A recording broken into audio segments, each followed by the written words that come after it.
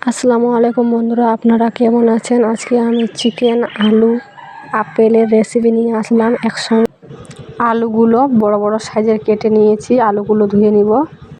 আমি কড়াইতে তেল দিয়ে দিয়েছি। আলুগুলো লালচে করে ভেজে দেবো হলুদ লবণ দিয়ে।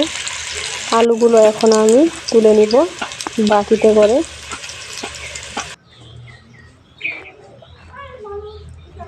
আমি চিকেনটা এখন ম্যারিনেট করে নিব। টমেটো, আদা, রসুন বাটা, হলুদ, লবণ, লঙ্কা গুঁড়ো, টক দই দিয়ে ভালো করে এখন ম্যারিনেট করে নিব।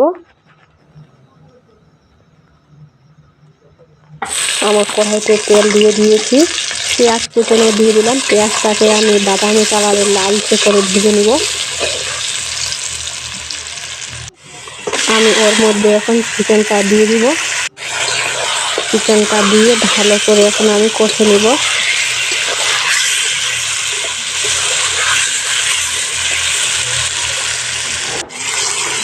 আমার চিকেনটা প্রায় কষা হয়ে আসলো। আমি ওর মধ্যে এখন গরম মশলা দিয়ে দিব।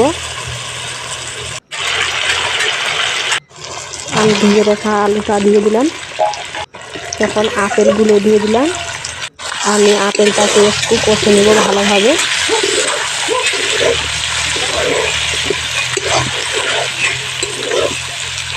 আমার কষা হয়ে গেছে। আমি এখন জল দিয়ে দিব পরিমাণ মতো।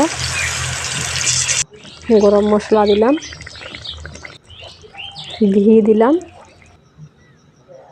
আমার ফুটে গেছে ঝোলটা। আমি এখন বাটিতে করে নামিয়ে নিব।